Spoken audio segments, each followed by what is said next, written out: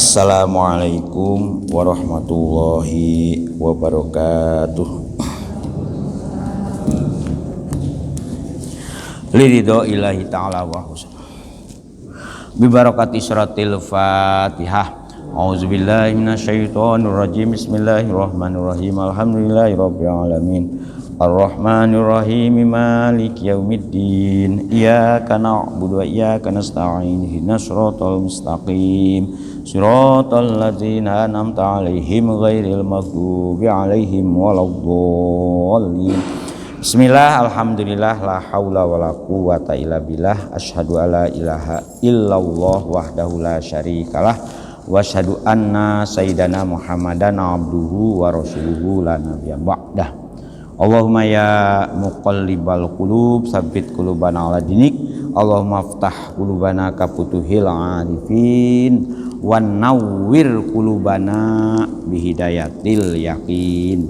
Alhamdulillah, para ibu, para bapak, kita sudah masuk hari yang ke-26 ya. Ini sudah nanti malam Lailatul Qadar ya. Mudah-mudahan malam 27 ya. 27, 28, 29 ya. Jadi kurang lebih 3 hari atau 4 hari lagi kita selesai ibadah puasa ya, tahun ini. Mudah-mudahan diterima oleh Allah Subhanahu wa taala. Ya. Sehingga kalau terima itu kan ya walaupun kita ini ya pun ngitung-ngitung oleh bayaran opo. Kalau ngitung-ngitung angsal bayaran opo itu kan insya Allah Gusti Allah maha pirso kan, maha pirso dengan apa yang kita lakukan. Nah, kita teruskan malih. Jadi kalau ayat 236 kemarin hubungannya dengan laki-laki yang menceraikan istrinya yang belum menggauli secara patut. Ayat ini juga sama. Cuman kalau yang kemarin itu belum, mungkin dulu karena ekonomi masih sulit ya, sehingga seorang laki-laki untuk menentukan berapa mahar kepada istrinya itu ya nggak begitu serius. Nah, kalau sekarang ini kan sudah insya Allah lah, ekonominya semakin mapan kan sekarang, asalkan mau berusaha. Dulu memang ini ayat ini diturunkan di Arab Bu. Di Arab itu yang jenengan pirsa piyambak ya, tanahnya tandus ya, gurun batu dan pasir. Jadi kalau bayangan untuk mencari penghidupan kados nopo itu ya sepertinya ya belum ada eksplorasi minyak. Nah, dulu kan belum ada, belum ngerti kalau tanah Arab itu pusatnya minyak itu. Kalau di negara kita rasa-rasanya gak bakalan terjadi 2 ayat ini ya, karena nandur pisang ya cukul, nandur teloh ya cukul kan, ya. Semuanya ada nilai ekonomisnya tanah di negara kita ini. Bukan hanya di tanah, kadang pakai polybag ya, pakai pot saja di kita ini berbuah. Oleh karena itu wajib bersyukur yang tinggal di Indonesia ini. Kalau tidak bersyukur itu rasa-rasanya zolim kita ini ya. Jadi kalau orang Indonesia gak makan itu bukan karena tidak ada fasilitas dan tidak bisa mengembangkan ekonomi untuk bisa makan ya, karena males, itu aja sebetulnya ya, kalau mau jujur, tapi jujur kacang hijau ya, gak akan ada orang Indonesia itu kelaparan sebetulnya kalau memang betul semuanya ya. Kayak wong Cina itu penduduknya lebih 1 miliar ya. Tanahnya gak begitu sesubur di kita, tapi banyak kreatif ya, akhirnya ya isong. Kita ini kadang-kadang manja ya. Dan manja itu juga didukung oleh kultur ya, gak tego. Kemanjaan itu didukung oleh gak tego itu, akhirnya ya menyia-nyiakan tanah. Padahal kita ini ya di halaman di mana itu bisa. Monggo kita terusaken nggih. Wa ing talaqtumun nisa wa ing talaqtumuhunna min qabli ang tamasuhunna wa qad faradtum lahunna fariidhah. Kan kita teruskan malih nggih. Wa ing talaqtumuhunna lamun nolak sira kabeh wahai wong lanang-lanang mu talaqtumu itu pelakunya tuh orang-orang lanang. Wa ing talaqtumu seandainya kalian wahai orang laki-laki menceraikan hunna ing si istri sira kabeh. Dalam kondisi apa kita menceraikan? Min qabli ang tamassuhunna ing dalam sadurunge yen to kumpul sira kabeh wong lanang hunna ing nisa. Tamassu kemarin diartikan tajama'u, menggauli, melakukan hubungan biologis. Tetapi waqad faradtum lahunna fariidhah, tetapi kalian wahai orang-orang lanang, wong lanang ya, sudah memberi kepastian untuk istri-istri yang akan dicerai itu menentukan faradtumnya itu apa? Faridotan ing mas kawin. Nah kalau kemarin belum ditentukan mas kawinnya, nah, kalau ini sudah ditentukan mas kawinnya itu, walaupun belum dibayarkan juga. Itu. Fanisfu ma faradtum lah, yajibu lahunna wa yarji'u lakum. Jadi fanisfu mongko utawi setengah dari faridoh itu ya. Wanisfu mangka utawi setengah ma barang kang faradtum kang wis ya, jadi faradtum ini artinya mas kawin Bu. Jadi kalau kamu sudah menentukan mas kawin, maka yang perempuan yang ya mungkin ya karena sudah inilah sudah mendengar aku arep dikai mas kawin 1 miliar. Nah, ya minimal ya kalau bisa itu 1 juta lah kalau bisa. Ya supaya onergone ya pantes lah 1 juta. Mosok istri nanti akan ya melakukan kewajiban di sumur, di kasur, di dapur, kok hanya mas kawinnya sak perangkat alat sholat dan 1 kitab suci Al-Quran tunai kan sakno ya. Ya Al-Quran ya bagus ya, tetapi kan bukan sesuatu yang menjadi kenangan ya. Ruku juga gitu bagus untuk sholat, tapi kan rata-rata sudah punya ya, dengan ikatannya mas kawin dengan berlian 24 karat dengan apa, waduh katanya kan. Yajibu mongko wajib naiku lahuna kedua sing weng wedon itu. Jadi kalau kita sudah menentukan maharnya 1 miliar walaupun belum dibayarkan kepada si istri, maka si suami yang menceraikan istrinya sebelum digauli tetap harus memberi minimal separuh dari mas kawin.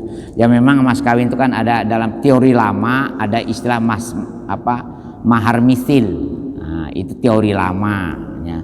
Kalau teuba itu karena apa ya, itu tadi karena kondisi di Arab Saudi untuk mendapatkan barang yang bernilai ekonomis itu saat dimana eksplorasi minyak belum, perdagangan belum sehebat sekarang itu, karena ditopang oleh kondisi alam yang itu.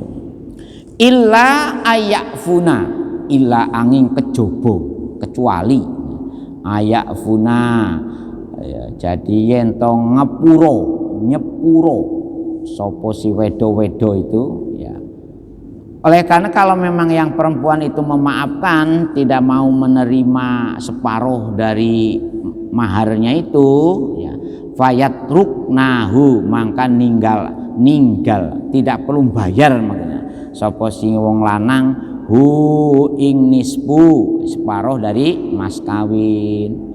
Au ya'fuwal ladhi biyadihi uqdatun nikah, atau memang bukan hanya wong wedon saja yang memaafkan itu, tetapi juga dimaafkan oleh orang yang punya hak mendapatkan akad itu. Nah, di sini maksudnya au ya'fal ladhi biyadihi uqdatun nikah itu wong lanang, ya. Jadi bisa membayar separuh atau bisa membayar semuanya gitu ya. Kalau wong lanangnya ini wong lanangnya. Nah, jadi atau karena si perempuan itu memaafkan, tidak mau menerima karena merasa belum diapa-apakan, ya tidak apa-apa. Itu.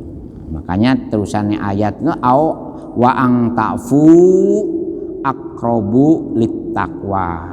Jadi kalau memang saling membebaskan, saling wong durung ono kok itu. Sing wong lanang itu baru janji ini, janji PHP. Napa PHP, Bu? Atau harapan palsu, ya. Pemberi harapan palsu. Nah, tapi memang ini artinya wong lanang yang sudah punya kesanggupan, nanti kalau sudah betul-betul punya, saya akan memberi mas kawin yaitu 1 miliar atau 1 mobil Ferrari. Nah, ada yang tanya, boleh nggak mas kawin pakai mobil? Boleh, Bu. Dan ada terjadi di Surabaya itu setahun yang lalu, ya di sini yang orang lanangnya ya Injoko memberi mas kawin kepada istrinya itu 1 mobil baru terbaru, ya, ras terbaru, ya, Toyota. Jadi terima oleh yang perempuan. Ditanya, gak apa-apa, mau mobil boleh, mau sepeda motor boleh. Nah, terus bagaimana nanti kalau dipakai lagi berdua? Ya gak apa-apa. Apa nanti kalau sudah jadi mas kawin mobilnya hanya untuk istri saja, suami biar naik sendiri, istri naik sendiri? Ya enggak. Karena yang dihitung itu adalah nilai ekonomis dari mobil itu menjadi hak milik, jadi STNK BPKB-nya atas nama istrinya sebagai mas kawin. Tapi kalau numpai masih bisa ditumpai bareng kalau mobil itu. Nah, itu ceritanya begitu. Wa an Ibnu Abbas, memang ada satu riwayat dari al waliyu idakan najmahjuratan. Nah, ini memang ada kemungkinan juga ya terjadi seperti ini karena memang kondisi orang perempuannya juga termasuk kategori awaridus syakhsiyah. Jadi dalam Islam itu kan ada orang yang tidak diberi kebebasan bertasarufnya. Nun sewu nggih. Contohnya anak-anak yang berkebutuhan khusus. Nah, itu secara hukum orang-orang tersebut kan orang yang dibebaskan dari tanggung jawabnya melaksanakan beban atau namanya taklif. Jadi tidak termasuk mukalaf lah bahasa yang lebih kerennya itu. Kan ada istilah mukalaf, tahu nggih? Ada dalam Islam itu yang punya tanggung jawab melaksanakan ajaran Islam itu orang kalau sudah mukalaf. Mukalaf itu apa ukurannya? Orang yang Islam, baligh dan berakal sehat. Nah itu. Makanya dan bapak-bapak dan ibu-ibu jangan kecewa dan jangan merasa malu kalau punya anak yang berkebutuhan khusus, karena bagaimanapun itu adalah anugerah Allah Subhanahu wa ta'ala. Normal tidak normal itu masih menjadi genggaman kekuasaan Allah Subhanahu wa ta'ala. Cuman memang dalam Islam itu tasarrufnya yang dibedakan. Kalau orang yang normal tasarrufnya penuh, ya, segala kewajibannya wajib dilaksanakan secara utuh. Tetapi kalau orang-orang itu yang berkebutuhan khusus kategorinya awaridu syakhsiyah, orang-orang yang terhalang untuk melaksanakan beban tanggung jawab keberagamaannya itu. Makanya dikenal dengan awaridu syakhsiyah, ya. Itu ada 6 kategori. Yaitu 1, ya, orang yang akalnya tidak sempurna, tidak pepek, nah itu zawalul akal itu ya. Yang kedua munsewu, termasuk orang boros. Terus api boros. Orang boros itu orang yang besar pasak daripada tiang. Tiangnya itu gede, pasak itu kan cilik. Kok ini enggak dibalik. Pasaknya gede, tiangnya akhirnya ambruk kan itu. Nah itu orang-orang ngapunten. Nah kalau terjadi, nah, nun sewu ibu-ibu ini menurut cerita dalam kitab ya, jadi bukan ngarang-ngarang saja, dan ibu-ibu jangan sakit hati. Mengapa dalam Islam itu seorang laki-laki kalau ingin meminang istrinya cukup melihat wajah dan dua telapak tangannya. Nah telapak tangannya tinggal dilihat gini atau gini. Nah, kalau ibu-ibu yang gini itu ini apa? Kalau pas gininya itu nggak tahu jangkep, nggak tahu rapet. Konon itu indikator boros katanya, saya nggak ngerti juga. Tapi kalau ininya rapi, ya, oh ibu-ibu bisa apa? Iso menjadi jaring, ya. Bapak sing golek iwake, ibu sing nerima jaringnya. Sehingga ada ini. Nah itulah sebabnya mengapa Syekh Arsyad Al-Banjari menghargai bagaimana posisi istri yang menerima amplop suami dilumpukno jadi opo. Kalau di bawah suami itu paling jadi istri baru Bu kalau di bawah. Tapi kalau ibu-ibu biasanya rupo opo, iso jadi rupo opo. Asalkan jangan rupo kelambi terus Bu. Rupo kelambi ini ya gak ono entek Bu. Ya rupo kelambi karo nang salon tiap minggu ya repot ikut ceritane. Itu namanya gak rumah tangga, jadi artis ini, artis deso. Ya, beli tas Hermes yang harganya miliaran uangnya, atau Louis Vuitton yang harganya ratusan juta umpamanya. Kayak opo lebih baik ditempel nang masjid ratusan juta iso gawe omah di swarga yang lebih mewah. Kalau kita seperti itu pikirannya, numpuk-numpuk seperti etalase barang-barang mewah, mati ora digawa apa-apa. Makanya sekarang tuh banyak orang yang getun setelah beli barang-barang mewah kena Covid, getun, ya. Merawatnya angel, ya. Itu. Nah ada kategori mahjur aleh, ya, termasuk orang ayan. Ayan itu yang kadang-kadang gak sadar, kadang-kadang sadar, ya itu. Nah orang-orang seperti itu boleh, yani kalau umpamanya orang yang berkebutuhan khusus itu kalau cantik macam boleh dinikahkan, boleh asalkan bisa melayani, tetapi tidak dibolehkan untuk melakukan tasarruf secara bebas. Anak kecil itu ceritanya kadotnya wa angtafu utawi yento ngepuro sira kabeh, ya, memberi maaf. Jadi orang-orang laki-laki maupun orang perempuannya sama-sama saling memberi maaf. Jadi ini bukan hanya untuk laki-lakinya saja, ini saling memberi maaf atas kewajiban yang mesti harus dibayarkan dalam bentuk mahar itu, yaitu iku akrobu luwih parek litakwa maring wedi marang Gusti Allah. Walatang sau lan ojo lali sira kabeh al-fadla ing keutamaan bainakum ing antara sira kabeh. Jadi antara istri-istri dengan suami-suami tetap Mas harus memperhatikan bagaimana setelah putus pun, ya, walaupun tidak diberi apa-apa tetap menjaga kebaikan. Ya, sehingga ayat tafaddola saling memberi keutamaan lah. Nah, inilah hebatnya cara berumah tangga dalam Islam. Jadi kalau memang makanya di awal itu kan sudah memberi isyarat ma'asyiruhunna bil ma'ruf. Kalau bergaul gaulah dengan baik. Kalau mau cerai bil ma'ruf juga kan. Kalau cerai ya kamu dengan ma'ruf juga. Gak boleh karena saling ingin menyakiti, balas dendam macam-macam, yaitu.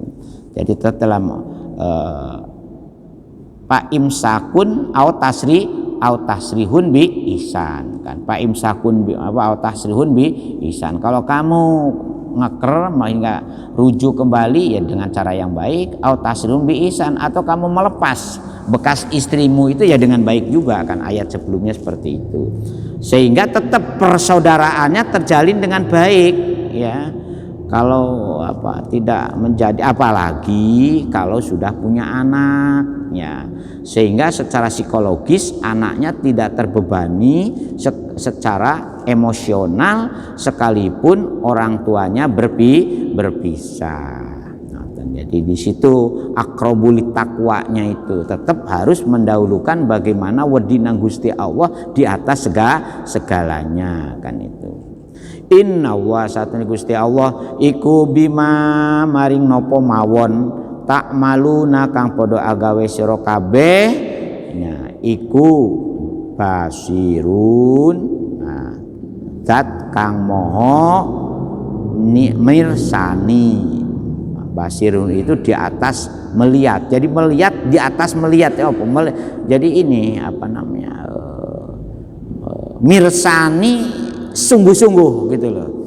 Makanya jenengan pun maka dengan Gusti Allah pokoknya sudah jangan jangan coba-coba ada pikiran lengah diawasi dan dicatat oleh Gusti Allah. Garis bawah itu innallaha bima ta'maluna, Gusti Allah itu sungguh dengan apapun yang kita lakukan, yang kita kerjakan, iku basirun, zat kang moho mirsani ya.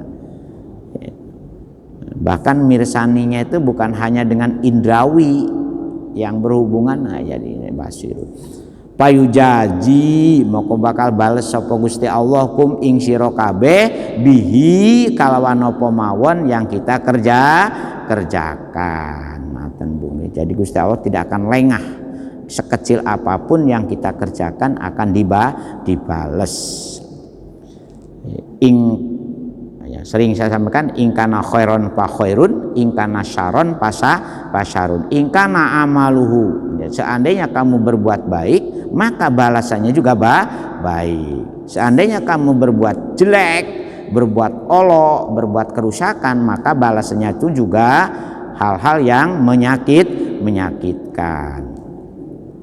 Nah, selesai sementara untuk urusan perumah tanggaan dan perceraian. Nah, itu. Nah, sekarang kita beralih.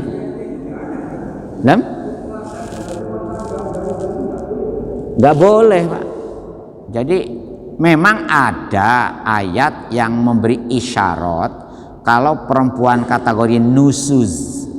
Nusus itu perempuan istri yang dablek, yang gak kena dituturi oleh suami sampai melakukan perbuatan-perbuatan yang tidak patut. Nah, maka dikenal kata nusus. Nah, itu boleh, Pak, sedikit dikerasi istri itu. Nggih, Ibu.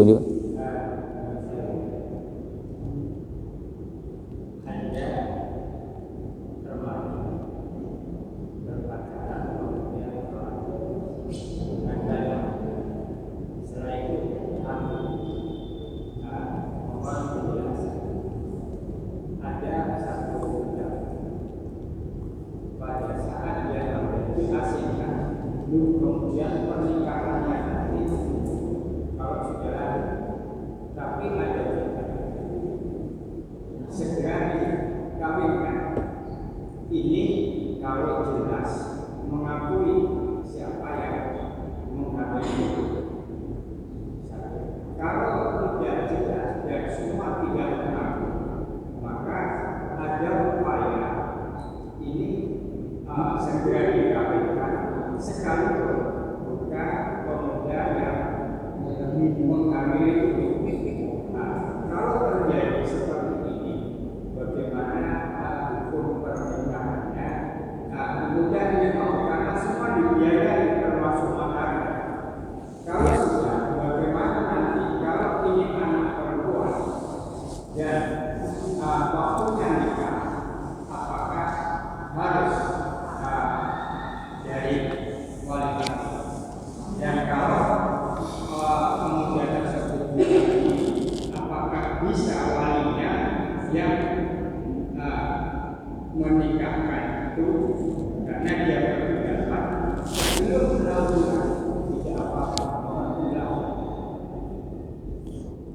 Ya memang ini problem sosial, dan ini bukan hanya zaman kita saja. Semenjak zaman Rasul itu sudah ada kejadian-kejadian seperti itu. Makanya akhirnya praktek pernikahan dalam Islam itu untuk memperjelas status seperti apa namanya, posisi dari suami, posisi dari istri, dan posisi dari anak yang dilahirkan setelah kedua pasangan itu melakukan hubungan biologis. Makanya pernikahan dalam Islam itu punya tujuan mulia kan, hibdudin wa naslin, untuk menjaga agama dan keturunan. Jadi praktek seperti apa yang terjadi sekarang ini dari dulu sudah biasa itu Pak. Nah yang paling sedih lagi ini justru terjadi di kalangan keluarga-keluarga yang ngaku Islam agamanya, kan itu problemnya itu. Nah sehingga para ulama saling berdebat seperti apa menstatuskan kalau ada orang yang hamil di luar nikah sebelum nikah, kan itu. Nah itu investornya banyak, apalagi kalau dulu itu orang yang investor banyak itu zaman jahiliyah itu di lotre Pak. Iya, di lotre, diundi siapa laki-laki yang ketibanan sampur untuk bertanggung jawab gara-gara investasi kepada satu ini. Nah, undang-undang perkawinan kita sendiri itu sebetulnya tidak mengakui mengawinkan orang-orang yang berhubungan sebelum nikah. Kalau dilihat pasal 1 ayat 1 undang-undang perkawinan di negara kita sebetulnya, tetapi dalam rangka menutup aib, nah ini kan masalahnya di situ, menutup aib, dan apakah aib itu ada kemaslahatan atau tidak, akhirnya dirunding. Nah, tapi secara hukum menurut pendapat golongan Syafi'i, anak-anak yang dilahirkan dari hasil hubungan gelap ya, sebelum akad itu kategorinya tidak bisa diwalikan dan mendapat waris dari laki-laki yang menghamili sekalipun atau yang menikahinya. Dan itu yang itu. Nah kalau dia mau nikah di kemudian seperti apa? Ya wali hakim Pak. Ya harus minta ke wali hakim. Itu ceritanya seperti itu. Nah memang dan itu banyak itu ya terjadi seperti itu. Anak SMP itu loh sudah banyak ya kejadian seperti itu. Sedih itu. Nah ini problem sosial Pak. Ini kategorinya itu penyakit sosial. Oleh karena itu monggo bapak-bapak dan ibu-ibu mari kita bentengi ya bagaimana keluarga-keluarga Ika itu terawat dengan baik. Sebab kunci agama itu sebetulnya bukan pada ceramah dan pengajian dan hebatnya mubalek atau hebatnya kiai, tapi bagaimana menjaga memprotek di lingkungan keluarga masing-masing yang sudah mengaku Islam agamanya itu. Jadi itu Pak, ini jadi problem sosial. Nah sekarang bagaimana? Karena kalau investornya banyak, sekarang sampai ada yang dites DNA. Kira-kira ini laki-laki siapa yang cocok gennya itu? Ya, kromosomnya ini kromosom siapa yang diinvestasikan di situ? Nah, sampai jadi ada yang di DNA kan itu. Dan terjadi juga, ya. Yang kebetulan yang mendampingi secara itu hukumnya, pendamping hukumnya. Nah oleh karena itu dalam Islam supaya memang ada ya pendapat Imam Abu Hanifah. Pendapat Imam Abu Hanifah itu, tetapi ini jangan diomong karena sudah tidak diakui oleh undang-undang. Itu kan makanya gak usah diteruskan. Kok jadi inilah jadi bahaya. Dan ini pernah terjadi perdebatan yang cukup sengit di IAIN Jakarta, di IAIN, masih IAIN, zaman rektornya Pak Harun Nasution. Karena walaupun kuliahnya di IAIN, kalau sudah lawan jenis seneng pada seneng ya podo wae, orang kan tergantung imannya Mas. Iman dan imronnya kan beda. Imannya kuat, imronnya yang enggak kuat. Wah, ini berdebat, saya ini kan punya pendapat menurut, ya betul, pendapat kamu benar, tetapi membuat cemar. Nah, percemarannya inilah yang katanya Pak Anda. Setelah argumennya sama-sama ininya, ya mencemarkannya itulah yang menjadi aib kan itu.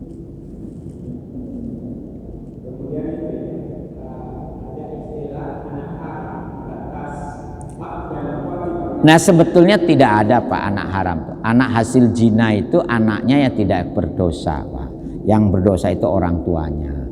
Jangan mengkambing hitamkan anaknya Pak. Ya. Nah, anaknya tidak berdosa. Kullu mauludin yuladu ala fitrah fa abawaihi yuhawidanihi wa yumajisanihi dan seterusnya itu. Jadi jangan, nah memang secara psikologis kalau tidak bisa ini membangun keharmonisan dan mananya, makanya di Pasuruan itu ada panti khusus yang menampung anak-anak hasil kecelakaan, dan itu dilakukan oleh kelompok X yaitu, sehingga banyak yang ini juga diadopsi oleh orang-orang yang kepingin punya anak, bukan hanya di dalam negeri tapi sampai ke luar negeri. Dan ketika terjadi bahwa itu ada indikasi trafficking, ya, jual beli manusia itu, tapi memang tujuannya dia ini merasa karena jamaahnya mereka banyak yang terjadi seperti itu ya, dari kalau jamaahnya, tapi alhamdulillah itu untungnya itu terjadi pada yayasan yang bukan yayasan muslim gitu. Ada Pak itu ya, jadi jenengan kalau tahu belusuan untuk bagaimana mengatasi ya ME itu married by accident, itu menjadi problem sosial dan itu harus menjadi keprihatinan juga. Nah sekarang bagaimana kalau anak-anak itu dari kalangan muslim seperti apa dan bagaimana ya, ini kalau sudah menjadi problem dan populasi juga semakin banyak. Kalau yang tidak kuat imannya diaborsi ya, sehingga kan aborsi itu setiap tahun mesti mencuat berita-berita tentang aborsi untuk yang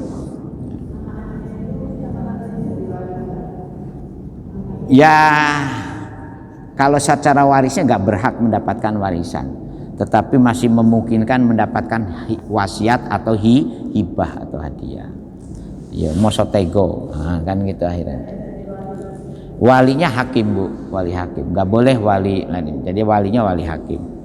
Anak waliyu man la waliyalahu kata.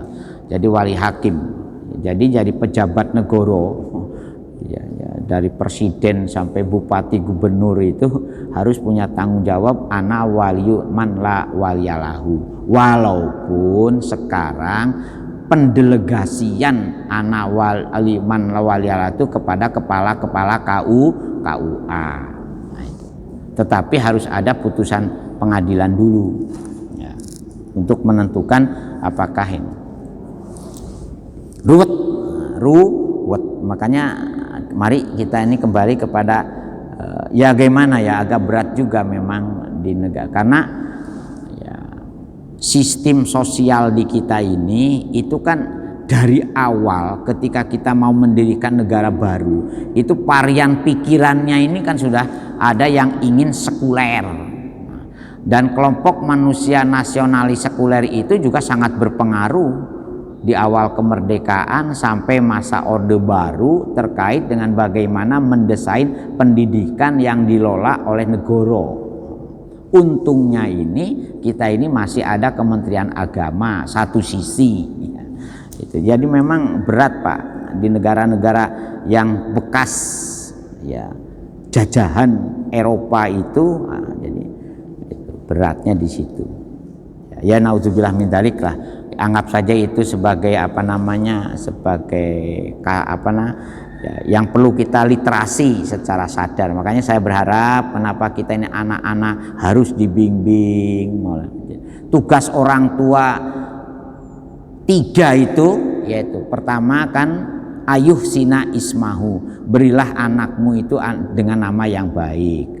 Yang berat di situ yang kedua, wa ayu alima tak dibahu, bagaimana sebagai orang tua bisa mendidik anak beradab, berakhlak, berilmu dan berkepribadian. Itu orang tua tanggung jawabnya.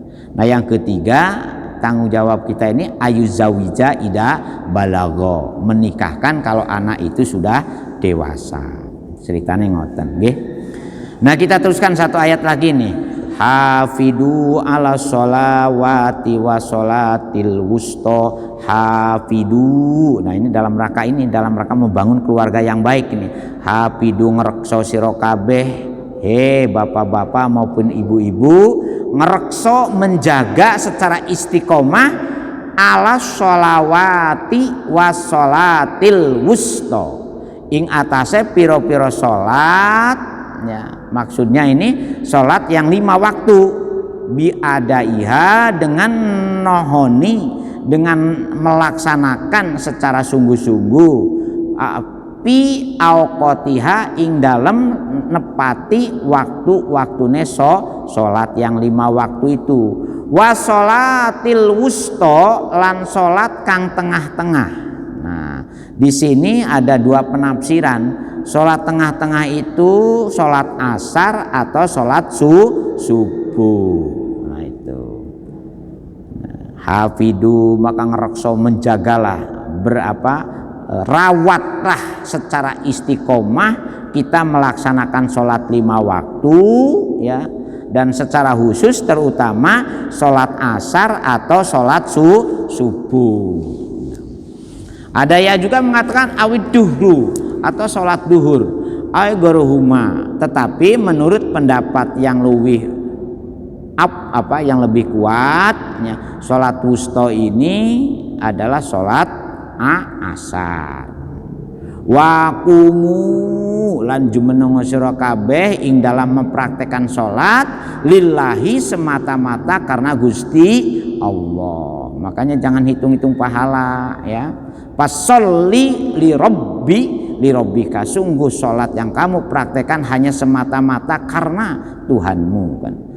Wakumu lan jumenengaken sira kabeh ing dalam mempraktekkan sholat semata-mata karena Gusti Allah, qanitina hale podo khusyuk sira kabeh. Qanitin itu diartikan muti'ina, ya, atau khusyuk, ya, konut. Nah itu ada yang mengatakan, jadi ketika kita sholat upayakan 1 rekso waktune, ojo sampai diroper-roper.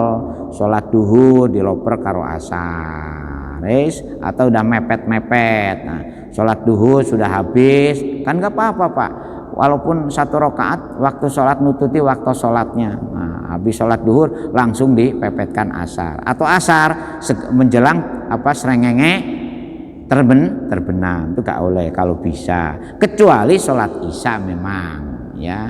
Ada hadis yang memberikan jaminan wayuh sanu takhiru sholatil isya, disunatkan memang mengakhirkan sholat isya dalam rangka untuk menggabung sholat isya dengan sholat malam sampai subuh. Itu memang ada yang memberi hukum sunnah. Tetapi ya karena jaga nih, kalau tidur itu belum mesti bangun, ya diupayakan sholat itu ya awal waktu kalau bisa, ya, supaya malamnya bisa bangun. Nah ini sholat itu penting. Nah itu.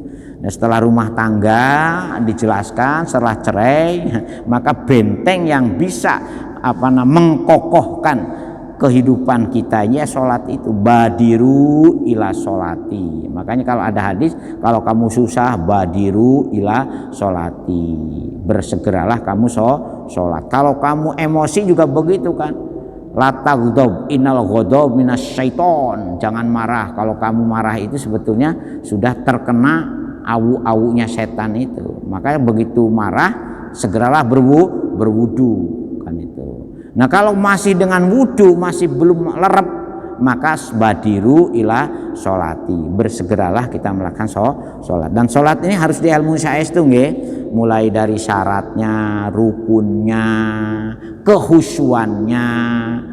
Wasta'inu bis sobri was sholati wa innaha lakabiratun ila alal khosyi'in.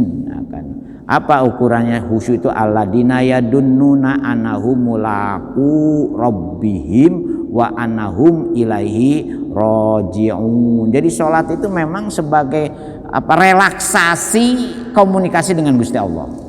Jadi kalau jenengan bisa kehusuan itu terjamin, di mana sholat sebagaimana dalam surat Toha ayat 14 ya, inani ana Allah la ilaha illa ana fa'budni wa aqimi sholata li zikri, itu enak. Habis sholat itu ini lagi press lagi.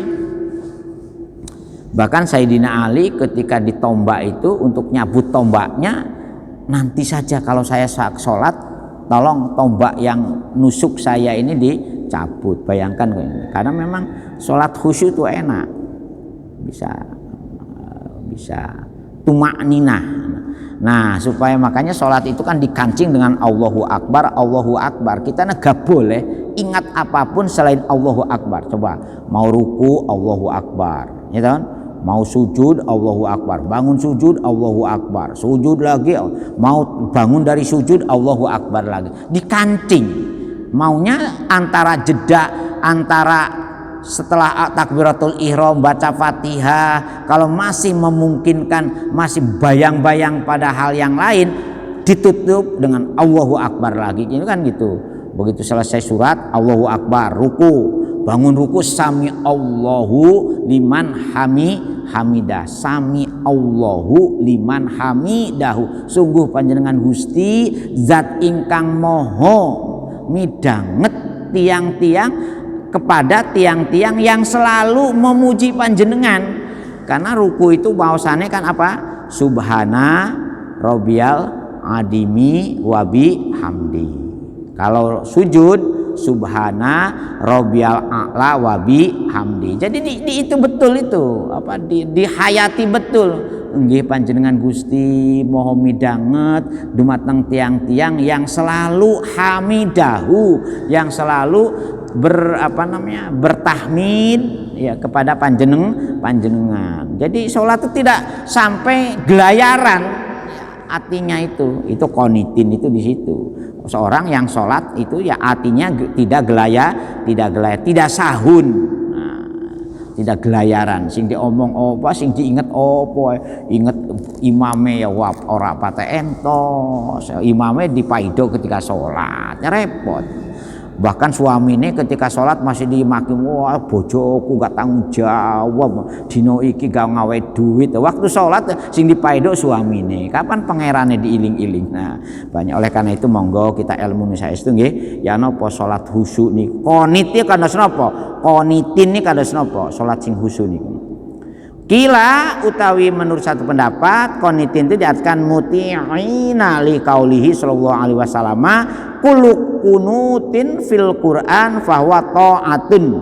Setiap kata-kata kunut ya, yang ada kata kunutnya itu konitin ya, itu dalam Al-Qur'an artinya ta'atun. Rawahu ngeriwayatkan hu ing hadis apa Ahmadu Imam Ahmad wa Ghurlan Yaman. Wakila sakitina li hadis Zaid bin Arqam. Ada juga kata konitin itu diartikan sakitin, khusyuk ya. Meneng, betul-betul meneng. Jadi bahkan yang paling istimewa itu kalau panjenengan begitu Allahu Akbar itu ketika mau masuk pada kabiro walhamdulillah katsira wa subhanahu wa bukrata ini wajah tuh Gusti kula itu madhep akan wajah kula dumateng panjenengan, yaitu reku. Jadi betul-betul ini panjenengan sinten. Nah itu yang akhirnya Sunan Bonang nulis buku Suluk Wijil untuk bisa membuktikan panjenengan sintennya itu. Oleh Sunan Bonang ditulis dalam Suluk Wijilnya itu ya, sintennya itu ya. Allah yang punya nama Allah tuh sintennya. Itu ada. Nah, oleh Sunan Derajat ditulis dalam bukunya Kamalul Ma'rifat. Jadi wali-wali di kita tuh luar biasa. Nah, coba bayangkan ini. Kunna natakallamu fis sholati, kunna utawi kita kabeh jane patah Surawa Arqam, Zaid bin Arqam, natakallamu iku padha ngomong, padha guneman. Sop sinten kita fis sholati ing dalam salat hatta nazalat fa umirna bisukut. Sehingga ada perintah kita ini ojo sampai di dalam salat itu ya gelayaran pikirannya itu gelayaran, harus betul-betul sukut, harus betul-betul meneng gitu. Wanuhina anil kalami, dan kita juga dilarang melakukan nah, ada yang mengatakan kalau menurut ilmu tasawuf kalam itu bukan kalam hanya bacaan sholat, tetapi kalam sing biasa menjadi kerentek di dalam hati kita. Rawahu ngeriwatkan hu ing hadis sapa Syekhoni Imam Bukhari dan Muslim. Monggo nggih di ilmu saestu salat husud. Napa mali kalau panjenengan sing sampun rajin mulai cilik ngantos usia 70 tahun salat ora pate pedhot, tetapi ning masih ono pikiran-pikiran ketika salat sing aneh-aneh. Itu harus dievaluasi. Mosok sampai arep mati salate gak pernah iling pangeran, sing diiling-ilingi bojone, sing diiling-ilingi tonggone, sing diiling-ilingi barang lali. Kadang-kadang barang lali ketika salat ingat kadang-kadang. Ya kok aneh pangerane opo. Nah itu ada ilmunya Pak. Ada monggo kita suatu ketika ya nopo dua ilmu khusyuk dalam salat itu. Dan salat jangan ngingat khusyuk itu bukan ngingat bacaan atau ngerteni bacaan eta mah gak karu-karuan itu. Makanya Allahu Akbar, maka Allah Maha Besar, Allahu Akbar. Bismillahirrahmanirrahim dengan nyebut nama Allah yang maha. Lo salat kok menerjemahkan Al-Qur'an atau menerjemahkan salat. Nah itu yang perlu diilmoni. Al-Fatihah. Auzubillahi minasyaitonirrajim. Bismillahirrahmanirrahim. Iyyaka na'budu wa iyyaka nasta'in. Shiratal mustaqim. Shiratal ladzina an'amta 'alaihim hamdan na'imin hamdan syakirin hamdan yu'afi ni'amah wa yukafi mazidah ya rabbana lakal hamd kama yanbaghi li jalali wajhika wa adim sultanik. Allahumma shalli Muhammad sholatan tunjina biha wal afat wa taqdina biha jami'al hajat wa tutahhiruna biha min jami'is sayyi'at. Qulub sabit qulubana ala dinik. Allahumma ftah qulubana kafutuhil arifin. Allahumma taqabbal minna syiyamana wa sholatana wa qiraatana wa jami'a ibadatina bi rahmatika ya arhamar rahimin. Rabbana hab lana min azwajina wa dzurriyyatina qurrata a'yun waj'alna lil muttaqina imama. Rabbana atina fid dunya hasanah wa fil akhirati hasanah wa qina adzabannar wa qina adzabannar. Subhana rabbika rabbil izzati amma yasifun wa salamun ala mursalin walhamdulillahi rabb. Sekurang dan selebihnya Bapak dan Ibu, karena minggu depan insya Allah rioyo nggih. Jadi mungkin minggu depan saya pray dulu Bu ya, karena insya Allah kalau tidak tanggal 2 ya tanggal 3, tapi rosone tanggal loro rosone, tapi ya kan ojo sampai kita nentukan sebelum diumumkan oleh negara. Terus yang kedua, saya mohon maaf yang sebesar-besarnya kalau selama bergaul dengan panjenengan banyak hal-hal yang tidak berkenan atau ada ungkapan-ungkapan yang menurut hati panjenengan nyelekit. Nah, oleh karena itu saya tidak disengaja mohon maaf yang sebesar-besarnya, dan saya atas nama pengurus yayasan dan pengurus masjid juga sekali lagi mohon maaf yang sebesar-besarnya kepada panjenengan semua kalau kami belum bisa melayani semaksimal mungkin untuk betul-betul panjenengan merasa nyaman di masjid ini. Sekurang selebihnya ini Shiratal Mustaqim. Assalamualaikum warahmatullahi wabarakatuh.